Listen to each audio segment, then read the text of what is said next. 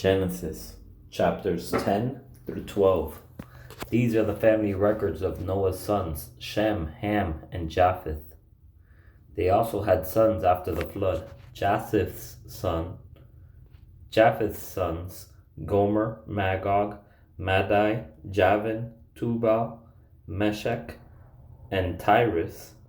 Gomer's sons, Ashkenaz, Riphath, and Togarmah, and Javan's sons, Elisha, Tarshish, Kittim, Dodanim. From these descendants, the peoples of the coasts and islands spread out into their lands, according to their clans in their nations, each with its own language. Ham's sons, Cush, Mizraim, Put, and Canaan.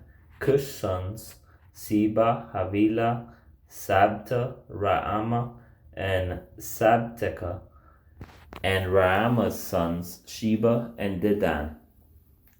Cush fathered Nimrod, who began to be powerful in the land. He was a powerful hunter in the sight of the Lord.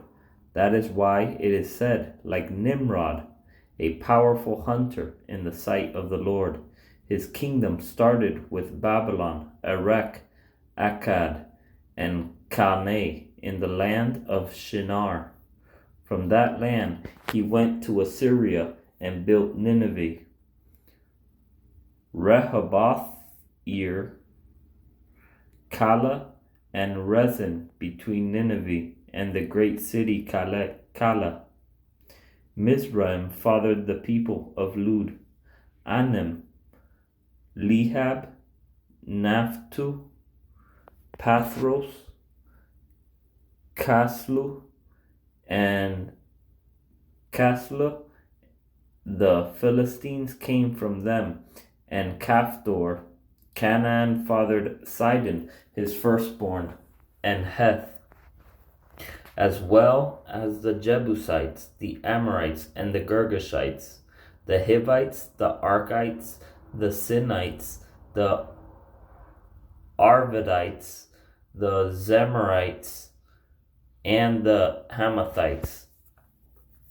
Afterward, the Canaanite clans scattered. The Canaanite border went from Sidon, going toward Gerar as far as Gaza, and going toward Sodom, Gomorrah, Admah, and Zeboim as far as Lasha. These are Ham's sons, by their clans according to their languages, in their lands and their nations. And Shem, Japheth's older brother, also had sons. Shem was the father of all the sons of Eber. Shem's sons were Elam, Asher, Arpachshad, Lud, and Aram. Aram's sons, Uz, Hul, Gether, and Mash. Arpachshad fathered Shelah, and Shelah fathered Eber. Eber had two sons. One was named Peleg, for during his days the earth was divided. His brother was named Joktan. And Joktan fathered Almodad, Shelef, Hazarmaveth, Jerah, Hadaram, Uzal, Diklau, Obal, Abimael, Sheba, Ophir, Havilah, and Jobab. All these were Joktan's sons. Their settlements extended from Misha to Sephar, the eastern hill country.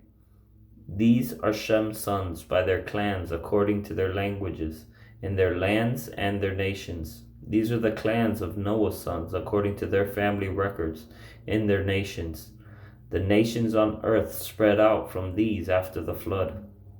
The whole earth had the same language and vocabulary. As people migrated from the east, they found a valley in the land of Shinar and settled there. They said to each other, "Come, let's make oven-fired bricks." They used brick for stone and asphalt for mortar. And they said, "Come, let's build ourselves a city and a tower with its top in the sky. Let's make a name for ourselves, otherwise we will be scattered throughout the earth."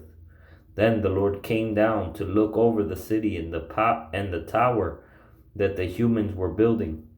The Lord said, "If they have begun to do this as one people, all having the same language, then nothing they plan to do will be impossible for them.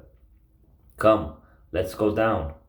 Come, let's go down there and confuse their language so that they will not understand one another's speech." So from there, the Lord scattered them throughout the earth, and they stopped building the city. Therefore, it is called Babylon. For there, the Lord confused the language of the whole earth, and from there, the Lord scattered them throughout the earth. These are the family records of Shem. Shem lived 100 years and fathered Arpachshad 2 years after the flood. After he fathered Arpachshad, Shem lived 500 years and fathered other sons and daughters. Arpachshad lived 35 years and fathered Shelah. After he fathered Shelah, Arpachshad lived 403 years and fathered other sons and daughters. Shelah lived 30 years and fathered Eber. After he fathered Eber, Shelah lived 403 years and fathered other sons and daughters. Eber lived 34 years and fathered Peleg. After he fathered Peleg, Eber lived 430 years and fathered other sons and daughters. Peleg lived 30 years and fathered Reu. After he fathered Reu, Peleg lived 209 years and fathered other sons and daughters. Reu lived 32 years and fathered Serug. After he fathered Serug, Reu lived 207 years and fathered other sons and daughters. Serug lived 30 years and fathered Nahor. After he fathered Nahor, Serug lived 200 years and fathered other sons and daughters. Nahor lived 29 years and fathered Terah. After he fathered Terah, Nahor lived 119 years and fathered other sons and daughters. Terah lived 70 years and fathered Abram, Nahor, and Haran. These are the family records of Terah. Terah fathered Abram, Nahor, and Haran Haran fathered Lot. Haran died in his native land, in Ur of the Chaldeans, during his father Terah's lifetime. Abram and Nahor took wives. Abram's wife was named Sarai, and Nahor's wife was named Milcah. She was the daughter of Haran, the father of both Milcah and Iscah. Sarai was unable to conceive. She did not have a child. Terah took his son, Abram his grandson, Lot, Haran's son, and his daughter-in-law, Sarai, his son, Abram's wife, and they set out together from Ur of the Chaldeans to go to the land of Canaan. But when they came to Haran, they settled there. Terah lived 205 years and died in Haran. The Lord said to Abram, Go from your land, your relatives, and your father's house, to the land that I will show you. I will make you into a great nation. I will bless you. I will make your name great, and you will be a blessing. I will bless those who bless you. I will curse anyone who treats you with contempt, and all the peoples on earth will be blessed through you. So Abram went as the Lord had told him, and Lot went with him. Abram was 75 years old when he left Haran. He took his wife Sarai, his nephew Lot, all the possessions they had accumulated, and the people they had acquired in Haran, and they set out for the land of Canaan. When they came to the land of Canaan, Abram passed through the land to the site of Shechem, at the oak of Moreh. At that time the Canaanites were in the land. The Lord appeared to Abram and said, To your offspring I will give this land. So he built an altar there to the Lord, who had appeared to him. From there he moved on to the hill country east of Bethel, and pitched his tent with Bethel on the west and Ai on the east. He built an altar to the Lord there, and he called on the name of the Lord. Then Abram journeyed by stages to the Negev. There was a famine in the land, so Abram went down to Egypt to stay there for a while, because the famine in the land was severe. When he was about to enter Egypt, he said to his wife Sarai, "Look,